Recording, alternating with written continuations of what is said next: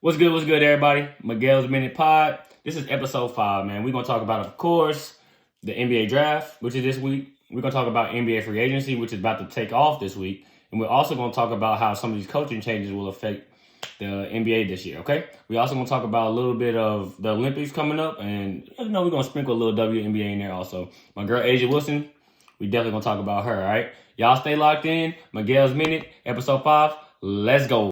They not like us, they not like us. They not like us, they not like us, they not like us. Yes, sir. Let's go ahead and get into it, man. Miguel's Minute Pod. Let's get into this NBA draft, man. It's going to be a huge night for these guys. I mean, this is some life-changing stuff that's going to take place with these guys. I mean, it's going to change their lives forever. They're becoming part of an elite fraternity. I mean, you got to think, this is not a football team. It's not 40 players on a team. You don't get 40 chances to possibly make a team. You have 12. And if you make those 12, you're looked at as one of the best players in the world. Let's just call it what it is. No matter where you are, no matter what league, the NBA has the best players in the world through consensus. That's what most people say. I mean, don't get me wrong, the overseas players are really good and everything, but the NBA players have them guys. So, I mean, with this draft coming up, man, I mean, there's nothing that's really eye-popping or sticking out about this draft, truthfully, except one guy, and we already know who that is. It's Bronny, and he's not going to even be lottery. So the fact that he's the topic of discussion in this draft shows how weak this draft is. Let's be honest about it. But that doesn't mean there's not talent in this draft. I mean, you have Reed Shepard, you have Donovan Clingan, you have Alexander Sarr, you have Dalton Connect. You have guys, man, that are very productive in what they do and what they bring to the table. So it's not like it's something that's not, like there's not talent in this draft, but it's not really like the eye-popping talent, I guess you can say. Besides maybe Alexander Sarr. He has eye-popping talent. And maybe Nikola Topic. He has very eye-popping talent. Well, he reminds me a lot of Luka Doncic. But even him, he tore his ACL, man. So it's like, he might slide down in draft boards. I mean, but I think with this draft, the main thing is going to be the trades that can possibly happen on draft night. This is what's going to make this draft good or interesting is the trades. You got to think there's teams like Oklahoma City, Western Conference Finals team, that has 2 lottery picks. What do you think they're possibly going to do with those lottery picks? They don't need to pick anybody else. Their team is already good. Their team is already loaded and set up for success, for the next 5 to 10 years. I mean, you have Shea, you have J-Dub, you have all those guys. They're going to shop those picks. And they're going to try to get the best possible fit for their team with those picks. I mean, then you have the Hawks. I mean, you got to let's go ahead and get this straight. The Hawks were just in the Eastern Conference Finals like 4 years ago. So it's not really like this team is terrible. They need to make some improvements, but they can also be a top 7 to 8 seed in the Eastern Conference, truthfully, with their team if they're healthy. I mean, they have 2 top 35, I would say 35 players. I think DeJounte Murray is a top 35 player. I don't know if everybody agrees with that, but I know Trae Young is. He's probably a top 10 point guard in the NBA. So it's like, they have the talent, but what the issue there isn't their talent. It's more so like, I think their coaching and how they're being coached and their defense, of course. Their defense is completely doo-doo. But even with that being said, that team has an opportunity to get better in this draft also.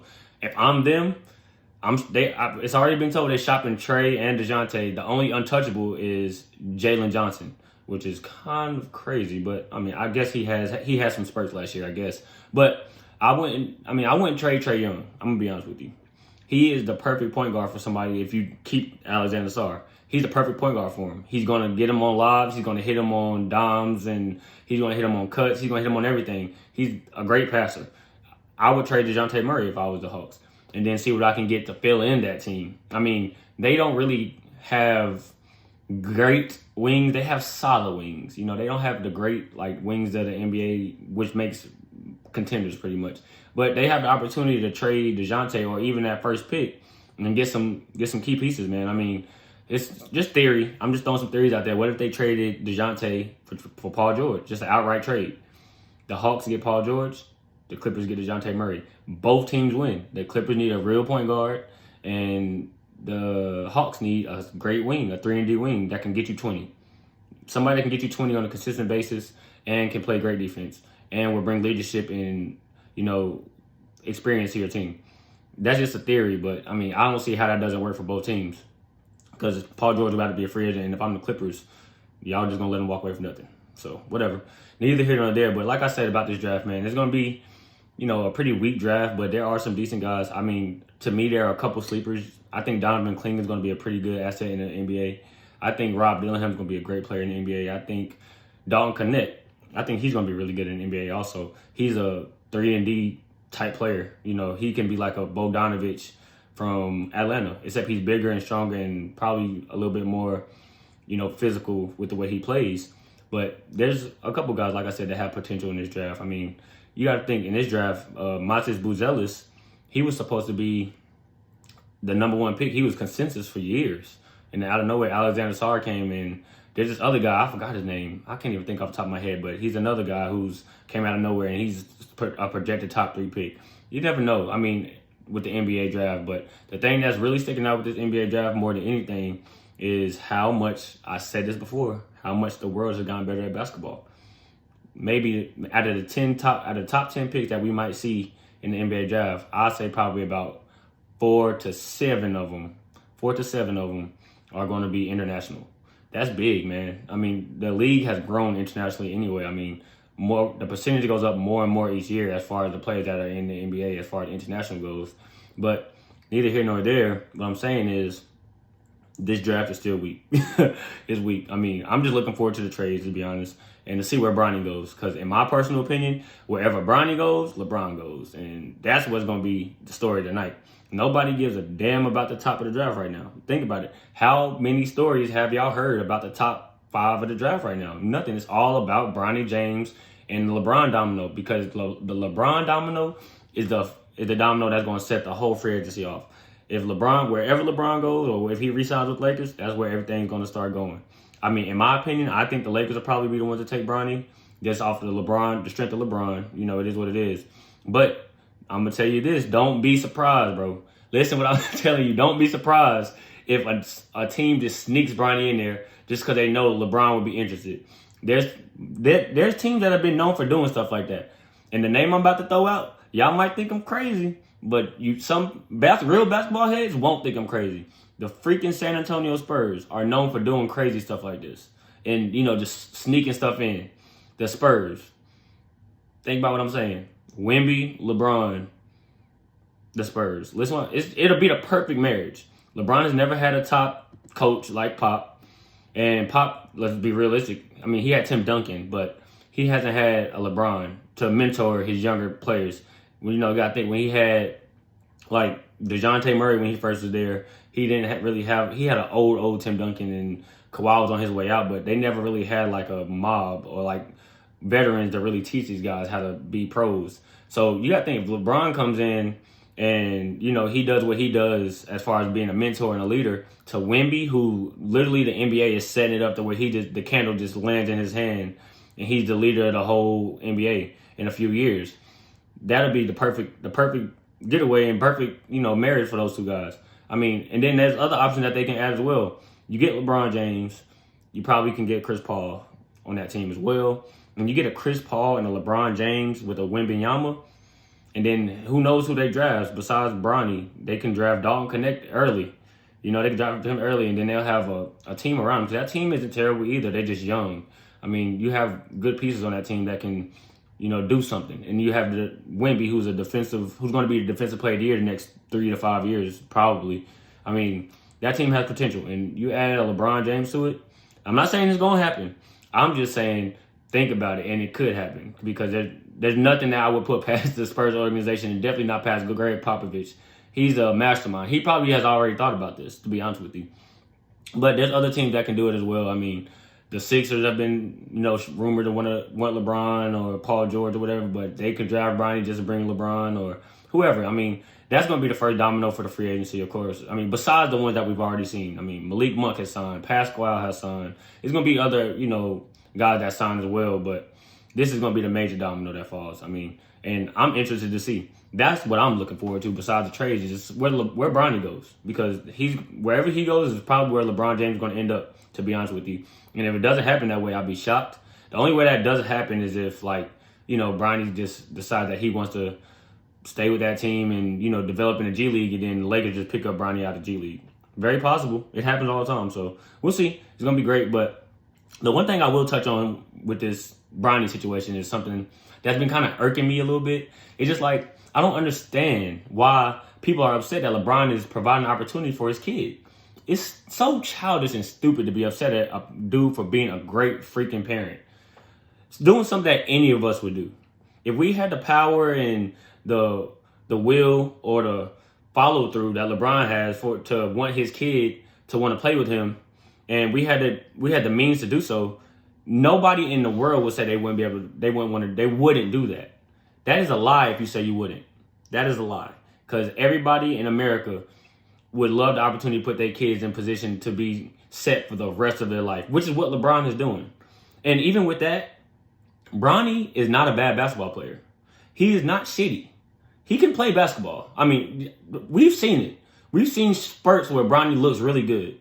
I think with Bronny, it's more so his confidence and him actually getting back to, where his health is not in the back of his mind. We got to understand, he had a cardiac episode. This is not like a torn ACL. This ain't like you had a broken finger or even a broken ankle or something like that. He had a cardiac episode. It was something with his heart.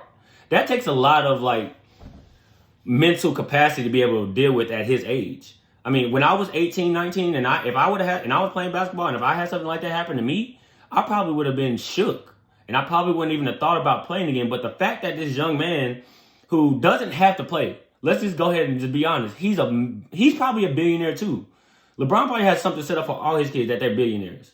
He doesn't have to do this. This just shows that he loves the game of basketball. He loves basketball. And that is something that we as fans and something that the media needs to understand. He's still a kid and he loves basketball. He's not doing this just to be on the cover of magazines or anything like that. He's doing this because he loves it. What Michael Jordan did for his kids any different? If you do your research, Michael Jordan's kids, he has a daughter that's like a leader in Nike, like a head of something in Nike. Both of his sons have worked for Nike before, and now they both are doing other things as far as like sneaker stores and everything like that. But he set his kids up. What's the problem with LeBron doing it? Besides, nobody likes him. And y'all don't like him for no reason. Let's just call it what it is. It's just hate. That's all it is.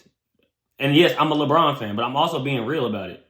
It is what it is, man. Y'all got to just get over yourselves and just understand that the kid is still a kid and he's following his dream. Let's just say that's what he's doing. He's following his dream, something that he's wanted to do. LeBron has asked him. He said he's asked him. And Bronny's interviews have, said that he doesn't want to be known as LeBron James Jr. He wants to be known as Bronny. That's it. He don't want it to seem like he's getting there off his dad. Now, granted, do we know that if he wasn't LeBron's son, the spotlight wouldn't be on him as much? Yes, we know that. But for us to sit here and act like the kid isn't talented is fucking ridiculous. He's athletic, he plays defense, and he can shoot the ball pretty well. All three of those things that I just said are skills that are NBA skills. I mean, and he's a skilled player as well. So you got to understand that he's not just out there for shits and giggles. He's actually out there to try to make an impact. And I think he's going to be a pretty decent role player in the NBA. I mean, I've said maybe a better Patrick Beverley, a more athletic Patrick Beverley maybe. Once he locks in on defense more and everything like that, he can be like Pat Bev. And Pat Bev has made a lot of money in the NBA. A lot of money. I mean, these guys there's players that have made a lot of money that don't do half the things that Bronny does. Or can do. So let's stop hating him just because it's LeBron's son. I think that's stupid and petty. It's dumb and it needs to just be overlooked. But nevertheless, I mean, you got to understand that's the world we live in. We live in a different world where social media and media have taken little minute things and made it the most massive things in the world. It is what it is. Like, could you guys have imagined if social media was around when Michael Jordan's dad got killed in the 90s? Could you imagine? They were putting stuff in papers about Michael Jordan saying, like, was his gambling the reason? Was da-da-da-da-da is the reason? Could y'all imagine? And now you got LeBron, who's the new age Michael Jordan, not going through the same thing, of course, like as far as death and everything, but y'all are targeting his kid, his son, his firstborn son. Y'all targeting his son. How y'all think he feels? I'm sure every time he sees a media person that he sees say something about Bronny, he probably wants to smack the shit out of him. And I don't blame him. I literally don't blame him because he's just being a good parent. It is what it is. He's being a good parent. But that's neither here nor there, man. I mean, this draft, like I said, is pretty weak. Looking forward to pretty much the LeBron domino to drop. But main thing is, man, free agency starting up soon, man. I mean, there's a lot of quality talent out there that's going to be able to get bought out for cheap. And these players are going to make differences on contending teams. And some of these players are going to be the missing piece that some of these teams need. We're going to see, man. It's coming up soon. Y'all stay tuned and make sure that y'all hit the subscribe button. Hit the subscribe button. You're already here. Just hit the button. All right? Miguel's Minute Pod, episode 5. Lego. They not like us. They not like us. They not like us. They not like us. They not like us. Yes, sir. Yes, sir. Let's go ahead, man. Let's get into this free agency. This is going to be an interesting free agency, man. I mean, we all know the LeBron domino has to fall first for everything really to start taking place. So we'll see and that's usually how it works with LeBron James and his free agency stuff anyway. But after he drops, it's going to be a lot. There's going to be a lot going on, I'm sure of it. My Woj alerts are on 10. I'm ready. Even some of the guys are already off the board. Pascal off the board, signed his big contract. Congrats for him, man. He deserves it. He changed the way the Pacers played this year. He made them a way better team. And then you have Malik Monk. He just signed his extension, his deal. Huge. Sacramento gets to keep that dude. That's big for them. They need somebody that's going to score off the bench. But even with that being said, man, this free agency class, they are a bunch of players that are very good role players that can help contending teams.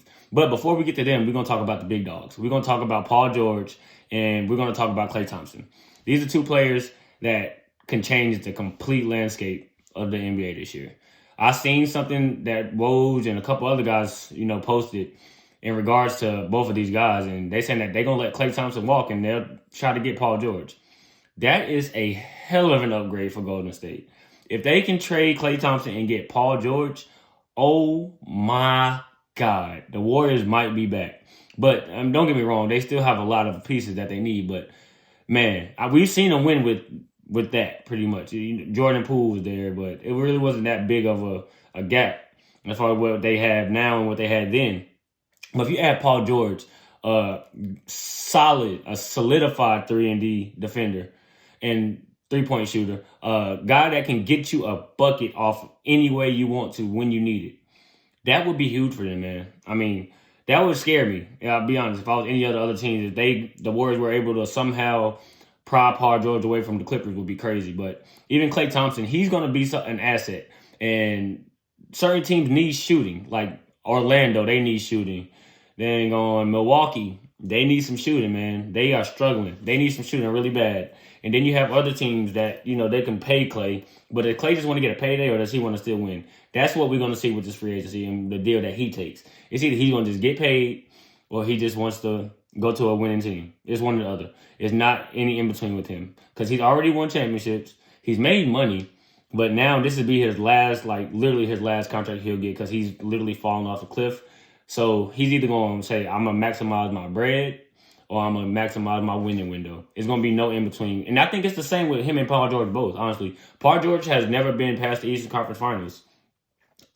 Yeah, he has never been past the Eastern Conference Finals. And I don't think he's been to the Western Conference Finals with the Clippers, if I'm not mistaken. But regardless, and that doesn't matter. No matter what, he hasn't won shit. So I'm sure he wants to win now. At this point in his career, 35 years old, on his way out, he wants to win. He wants to play for a team that's going to win. And let's just call it what it is. If Kawhi is going to be your best player, you're not ever going to win another championship because he already has his money. It is what it is. Kawhi got that check from the Clippers and said, shit, I'll never want to win another championship. He did his part. It is what it is. And it's messed up for that organization, but it's a business. He signed his extension. He good. He's locked in. But if Paul George wants to win a championship or have a chance at winning a championship, he has to go elsewhere. That team isn't going anywhere. The Clippers aren't going anywhere. They're never healthy when it matters. And realistically, they don't have a point guard. So, I mean, what do you want to do if you're Paul George? There are teams that can really, really thrive if they add a Paul George. Two in particular for me. There are two teams in particular. Philadelphia and Dallas. Those are two teams that if they get a Paul George, man, that'll take them to the next level. No, it will. Because the three-man for the Sixers this year, Tobias Harris, waste of $100 million. Waste of $100 million. Now, Dallas, on the other hand, Derrick Jones Jr. did his thing this year. I will not slight him. He did his thing. He played his role. He played defense, and he was there as a sometime hit a three and a lob threat for Luka and Kyrie, which is something that they needed as well. They should retain him even if they get Paul George. But if Dallas gets Paul George, that becomes a juggernaut in a sense.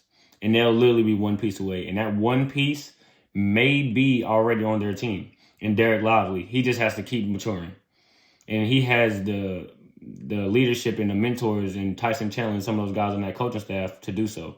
So, I mean, you add Paul George to that team, I think they'll be right back in the finals next year, to be honest with you. But there is another team that Paul George can go to that would probably, shake stuff up a little bit. And it'll probably be like OKC. They really don't need a Paul George. They already have Shea and they have J-Dub. But if you put Paul George there at the 2 or the 3 and take Lou Dort off that starting lineup, that becomes a way more formidable backcourt and defensive trio in J-Dub, Shea, and Paul George. And then you have Chet protecting the rim. And then that will put that team one piece away. And, depending on what they do in that draft, we'll see what happens with that also. But, there are other players. This is a free agency of super role players like KCP and I have to say it, Tobias Harris or OG Anunoby. He opted out of his contract, which was shocking. I was fucking shocked that he opted out of the contract with New York. But shit, it don't surprise me the way Tibbs working his ass. Tibbs, oh man, we talked about him in another pod. But I'm surprised, but I'm not in a sense. But OG wants to get paid, man. I get it. I understand. He wants to get paid. He wants to get paid a lot. And he also is a hot commodity, 3-and-D guy. And he can score in multiple ways also. So, I mean, he can help a contender. He can help a Dallas.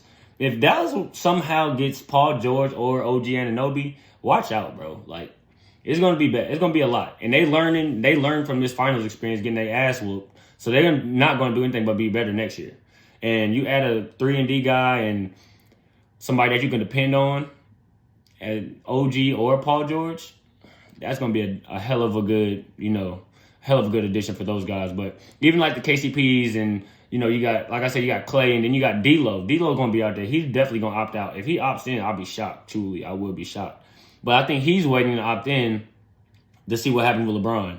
If LeBron says he's opting out, I think D'Lo may opt back in with the Lakers. I don't think he will because the Lakers fan base was on his ass the last 2 years because he was shit when it mattered the most. But it wouldn't shock me if he was. But, you got to understand, this free agency, it's a lot of guys. Patrick Beverley's in the free agency. But then there are other guys who used to be super mega stars that are in this free agency as well, like DeMar DeRozan and James Harden. James Harden could be a really good point guard for somebody right now, to be honest with you. I mean, if I'm the Clippers, I'm retaining him. They're dumb for letting him go. Don't get me wrong. He had his moments where he was shit too. But, he's older. He's not James Harden of old. I mean, he needs to be put in a situation where, he can thrive in what he does best. And that's pound the hell out the ball and make a play. That's what he does. He's either going to score or he's going to make a great play. There's no in-betweens. But there are certain players that I believe are going to make the most difference. And those are, for contenders. You got to think, who was the Final Four in the NBA this year? You had the Thunder, the Mavericks, the Celtics, and damn, who did the Celtics play? Wow, I just had a brain for it. Don't matter. Who did they play? They beat it don't matter. Whatever. Had a brain for it. It is what it is. But not too many players are going to make those teams better except one guy on one of those teams. And I think that one guy is either going to be Paul George, OG Anunoby. And for Oklahoma City, people might think I'm crazy. Throw the bag at Jonas Valanciunas. Lakers, y'all need to try to get Jonas Valanciunas as well. Throw the bag at him. He's just a huge body that just can sit there and score under the basket. He rebounds at a high clip. He's one of the best offensive rebounders in the league. And he can shoot the three. You need somebody that's going to bang bodies with like a Jokic and an Embiid to be able to succeed. And Jonas will be the perfect fit. If Jonas Valanciunas goes to Boston, and it wouldn't shock me, the rich get richer, they're going to repeat. I mean, Al Horford might retire, and Porzingis is always freaking hurt. So you got Jonas there just to bang bodies and just to be there. He's a way better version of Luke Cornett, and he had a pretty decent postseason also. So, I mean, Jonas can make a change and make a difference on a bunch of teams in the NBA this year.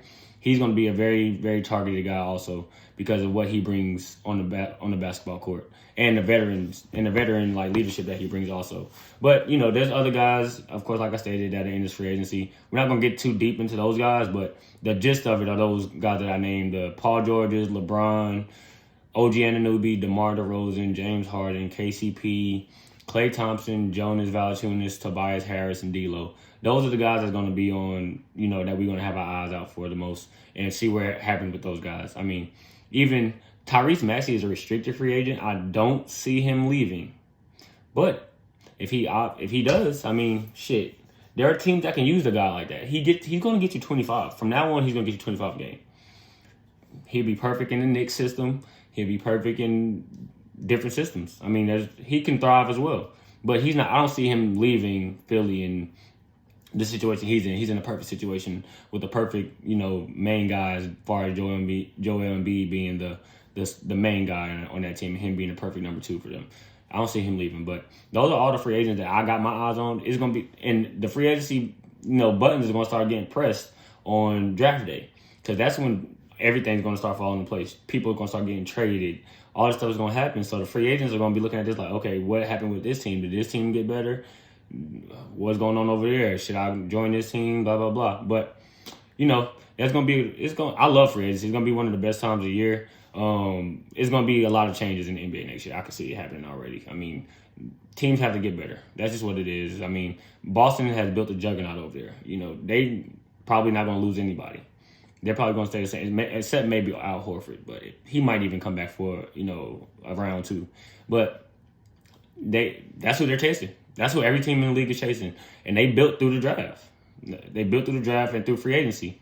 Drew Holiday, freaking Derek White. Like, dude, this team is built for a 3 to 4 year run. And teams are looking at that blueprint and saying, okay, what do we need to do? And truthfully, the Mavericks and the Thunder are the only teams, and maybe Denver, if they get some more pieces, are the only teams I can see contending with them anytime soon. Now, like I said, I'm a Lakers fan, and I'll never count out LeBron James. But they got to get some pieces, man. Rob and Jeannie and them got to do something. I don't know what the hell they've been doing. But ever since they got rid of all the players from the 2020 team, because in 2021 everybody got hurt in the playoffs, I haven't been a fan of those guys and Jeannie. But when they get Jonas Valanciunas and maybe bring back KCP or try their hardest to try to get a Klay, we might be talking about something.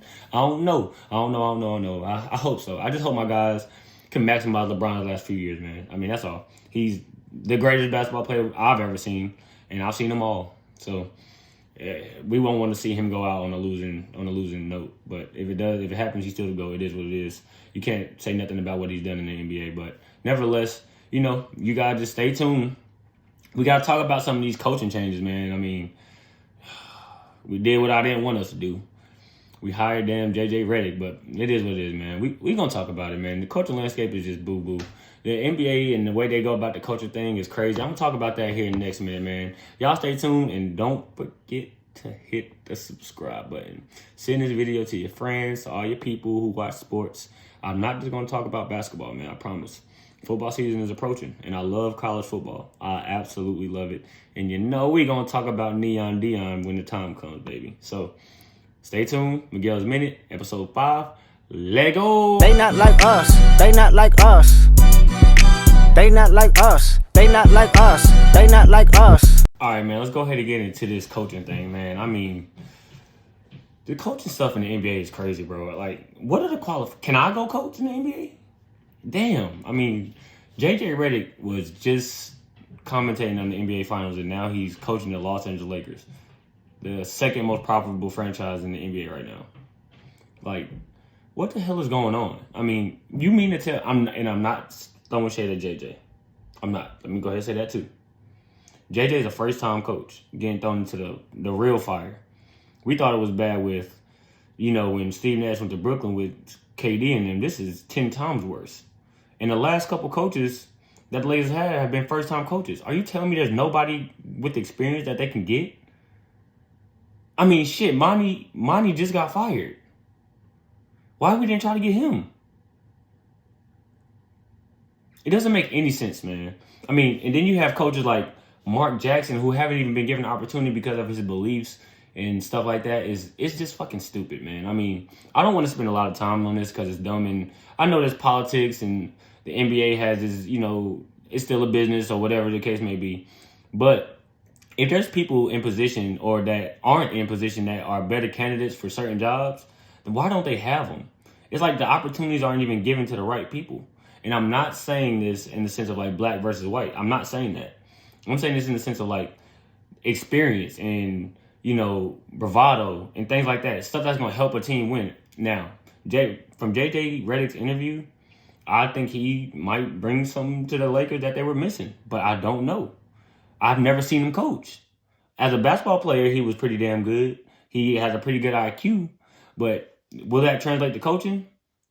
Who knows? But even with that, okay, JJ Redick got a job. What, did they not try like a Rondo or somebody like that? Like, I mean, I don't know, man. I don't know what goes into this stuff, bro. Like, it's stupid.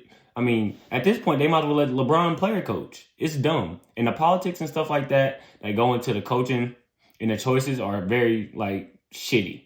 I mean, you got to think, Monty was handed a very bad hand in Detroit. One of the worst teams ever. And he hadn't even had a chance to be able to build them up. They haven't given him a chance. And now he's gone, he's fired. They still got to pay him his $100 million. But I mean, I'm sure he's a happy man. He gets to spend time with his family. But he took this job while his wife was going through something that changed their life. And then you just throw him away because you're still not winning. Well, guess what? You're not going to win next year, and you're not going to win the year after that. You have to. It's stupid, man. I don't really like spending time on this type of stuff because it's really just politics. But it's something that needed to be addressed. I mean, these first time coaches that are getting these huge jobs, and the NBA, the Lakers they're gonna make money no matter what. It's the Lakers, but the NBA is better when the Lakers are winning. They're better when the Knicks are winning. They're better when the cream of the crop are winning, like Boston, Knicks, the Lakers. They're way better. The NBA is way better. And now you got these new coaches coming in. They're not even experienced. I seen the graphic on ESPN. It kind of made me laugh a little bit. JJ Redick coached a 4th grade team, and now he's the head coach of the Lakers. Yeah. I mean, I don't know what his plans are. And I know it seems like I'm just talking about JJ, but he's the reason I'm talking about this, man. I mean, it's crazy to me. I think there are a bunch of coaches that should have been considered for that Lakers job because they fucking suck. The Lakers suck. Darvin Ham was not a great coach. Sorry. Yeah, I know y'all got to the Western Conference Finals 2 years ago, but that was literally on the back of LeBron and Anthony Davis. Not because you can coach, buddy. Let's go ahead and get that out of the way. I mean, and who knows what's going to happen with JJ? I don't know. Nobody knows. We've never seen him happen. But I can guarantee you this. If there was a Stan Van Gundy maybe, or a Mark Jackson, or Jeff Van Gundy, I don't know. Shit, Mike D'Antoni, somebody could have helped these guys out a little bit more. And now they're going to be thrown into the fire with another first-year coach. And now guess what? As a LeBron fan and as a Lakers fan, we're going to hear, oh, he had a first-year coach. And third. I mean, it's just like he just keeps getting the shit into the stick as, being LeBron. But granted, it's hard to coach him. It's a lot of pressure that comes to coaching a LeBron James team. So I understand that as well. But maybe JJ Redick can handle it, and he'll be able to make something happen this year. But we'll see, man. I just had to speak on the coaching thing real quick. It's something that's been bothering me because these old school coaches I think deserve a little bit more opportunity, man. I'm a guy that I'm a basketball. I'm not going to necessarily a historian, but I love basketball. I've been watching it my whole life. And those coaches, the Van Gundys of the world, the Mark Jacksons, what we've seen him do with Golden State, then the fact that he hasn't been given a chance is crazy. Even Sam Cassell could have got that job. They didn't even offer it to him. He's been on multiple coaching staffs for years. He been with Doc Rivers. He been with Ty Lue. Now he's been with but he was with Ime Udoka, and now he was with Mazzulla with the Celtics. I mean, I don't know. I didn't want to really speak on this, but I was told that I should speak on it a little bit by one of my homies. So I decided to speak on it real briefly, but I don't really want to talk about politics. It's stupid, and we all know with any job, it's not just basketball. There's a lot of politics involved. So, neither here nor there. But something I do want to talk about, the WNBA. It's a big week for them, man. Big week for WNBA in different ways, but we're going to talk about them also. We're still going to talk about the Olympics just a little bit as far in terms of what it means for the WNBA and the NBA. We'll speak about that in a second, man, but stay tuned. Miguel's Minute Pod, episode 5. Let's go. They not like us. They not like us. They not like us. They not like us. They not like us. Yes, sir. With the WNBA, let's get into it. Man, it's been a great couple weeks for them, man. I mean, I've seen some high-level basketball played by those ladies by more than one team. The Aces looked like they were struggling a little bit, but they've seemed to get their groove back. After Asia had that press conference where she was crying, talking about she was a great teammate and everything, and she's just trying to be the best person and teammate she can be. They've been on a little bit of a roll. I think they've won like 3 or 4 in a row, something like that. But A'ja Wilson's going to be the MVP again. She's probably going to be Defensive Player of the Year again. And the Aces are probably going to win the championship again. There's not too many teams I can see stepping in the way of them, except maybe the Liberty and maybe the Sun, but they just beat the brakes off the Sun, so I don't know. But I don't know, man. I mean, with the women's basketball landscape, it's changing a lot. These women are coming into their own as far as being the faces of sports. I mean, you have personalities that are so powerful and so strong that it's hard not to notice. A'ja Wilson is a strong personality. Caitlin Clark, she doesn't have really like the same personality as A'ja Wilson and Angel and all them, but what she does on the basketball court speaks volumes in that same sense. I mean, she's, like I stated before in one of my previous pods, she's literally like the Steph Curry of the WNBA. She's changing it, man. She's providing a lot for those girls and women. She's providing a lot. She's providing viewership. She's providing more merch getting sold. She's providing everything. And what they have to realize is that the more that they get the viewership, the more, they get more merch sold and everything like that. Like, I'm going to be honest, my next pod, I'm probably going to have me a WNBA jersey. I got to find me a good one. And I'm a tall guy, so I got to find a good size. But, I mean, they got to, the WNBA has to market them better, man. I mean, they're doing it. They're doing their part as far as playing high-level basketball, and we're going to watch it. That's the thing. We're going to watch it. And as I stated before, Caitlin Clark has played a handful of games so far in the WNBA, maybe like 15. And every game that she's played in has been sold out. I mean, if you look at the numbers, it probably wasn't that many games sold out in the WNBA total last year, to be honest, except for Vegas Aces, because what they had on their team and, the run they were on. But, I mean, this is huge for them, man. I mean, even this week, you have the Aces versus the Sky. It's going to be a primetime matchup, like an NBA game at 8 o'clock at night when everybody's going to watch it, because it's going to be Angel Reese going against A'ja Wilson. Huge matchup. Let's see if Angel Reese can do what she just did, 26-16 against the best player in the WNBA. The best women, let me change that. The best women's basketball player in the world is A'ja Wilson. So let's see if she does that against her. Because we'll see. I mean, Angel is a great player. She lacks a lot of skill, but she plays with a lot of heart. I like that. You can't teach that kind of stuff. You can't teach heart. You can't teach dog. You can't teach, effort. And that's something that she's going to bring every night. And, that right there is something that's resonating with, the younger generation. And hopefully everything that they're seeing is, seeing A'ja, seeing Caitlin, seeing Sabrina Ionescu, and all these other, Kelsey Plum and all these other girls, see what they're bringing to the table. And maybe it's having an effect on a generation that we have yet to see yet because they're so young. But when I look at these games, I see stands full of jerseys with WNBA players. I see stands full of NBA players watching these games. That's huge for them. That's absolutely huge.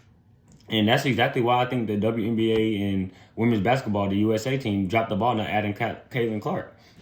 You don't add her to the team that's going to be on the national stage like that. It's crazy. Because that's going to bring the viewership that you want. You want those TV contracts so you can pay these ladies more, so you can get them better flights, you get them better meals, better places to stay. You dropped the ball on that one. Now, you have to make up for that in some way, shape, and form. I think Caitlin Clark is going to get into the playoffs, and it's going to build the viewership for that. And that's going to be huge, man. That is going to be huge. for that league and for the younger generation of women basketball players, seeing what they can walk into whenever they become professionals. Because ultimately, the goal is, of course, to get these ladies more money, more sponsorships, more endorsements, more TV time, more everything. And the way that you do that is you put the best players on TV all the time.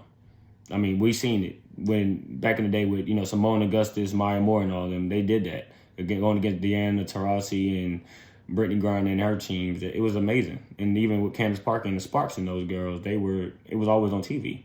This is kind of the same thing. And I stated, man, they have to build like some kind of competition or rivalry, because us as sports fans, we love that shit. We love to see the rivalry aspect. We love to see like Larry Bird and Magic Johnson, or Michael Jordan and Larry Bird and Magic Johnson, or Michael Jordan, Isaiah Thomas, or New Age Kobe, Iverson, Tim Duncan, and Kevin Garnett, and LeBron, and KD, LeBron, and Steph, whatever you want to say. We love to see the competitive aspect of this brought to the light. And the only way that they're going to be able to do that is if they market it at a high level, and we see all these high level games. Like the fact that this game between the Sparks and the Aces is on national TV on a Thursday, and that's a great time.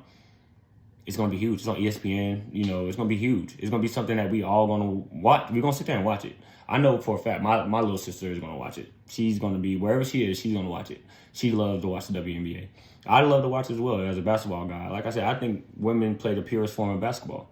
They play it the right way. They don't, do too much. They just play it. They just go out there and be fundamentally sound, and they play hard, and they play their game. And I love to watch it, man. I mean, I love watching all of these players. I mean, I love watching basketball in general, but, they bring us something different, and I'm enjoying it as a basketball fan. But as far as, like I said, let's go back to the Olympics. They dropped the ball with not having Caitlin on the team, but that team's going to run through the world, as they always do. But it's going to be interesting to see, as far as on the men's side, what happens with that, man, because if they don't have Kawhi Leonard, they'll probably throw Jaylen Brown in there, which is not a bad addition. I'm not going to say that as well. But what I will say is the world has gotten a lot better. I've said this 1,000 times, and I'm going to reiterate it. The world is not the way it used to be as far as basketball goes. I said this previously. The NBA draft is out of the top 10 picks, maybe 5 to 7 of them are going to be international players. That right there says something about how much better the world has gotten. I mean, I looked at the Bahamian national team, and I said, damn, I didn't even know half of them were Bahamian. Like, I didn't even know that. I mean, they have a young kid on their team, BJ Edgecombe, who's in a few years going to be in the NBA. The world has gotten better. I mean, and that's a testament to, I'll say it, he got that. Michael Jordan, he changed the way that the world looked at basketball. And now it's just growing at a crazy exponential rate. And the United States think just because we have the guys in the NBA that we can just come out there and dominate. We've seen that hasn't worked in previous, situations, whether it be the FIBA championships or whether when we didn't get gold medals before. They have to be better. They have to understand that it's not just going to be handed to them anymore. This isn't like when Jordan and were playing Angola and beating them by 100 points. This is not that. These other teams have top 5 NBA players on them. Slovenia has Luka Doncic and a bunch of other players, and you got Serbia with Jokic and other guys as well, man. And we haven't even gotten to Spain and France. We haven't even went in depth on them guys, and those teams have great ceilings as well, and a bunch of NBA players on them also. So it's going to be something that's interesting to see, man, as far as the Olympics goes. And it starts next month, very soon, actually. Probably, I think next week, actually. The United States are playing Canada in like a trial game or something like that. And it's going to be great to see. Even Canada, I didn't even bring them up. Their whole team is NBA players. So it's going to be, the world's gotten better, man. I love it. As a basketball fan and as somebody who loves the game in general, I think it's something that's huge and something that's going to be great for the younger generation, in the younger generation in which lacks their want to watch basketball or watch sports in general. There's so many distractions for them that they don't really watch sports. They just play them. And a lot of times they play them just going to practice or whatever. But that's just something that, the world being better is going to bring more visibility and more, light to us as Americans needing to get better and be better at our crafts. But, nevertheless, Miguel's Minute, man. Appreciate everybody that's tuned into this episode 5. Please make sure you hit the subscribe button. You're already here. Hit the subscribe button. I appreciate y'all. To everybody that's subscribed already, I definitely appreciate you. Tell your friends, tell everybody. Miguel's Minute, episode 5. We out. Peace. They not like us. They not like us. They not like us. They not like us. They not like us.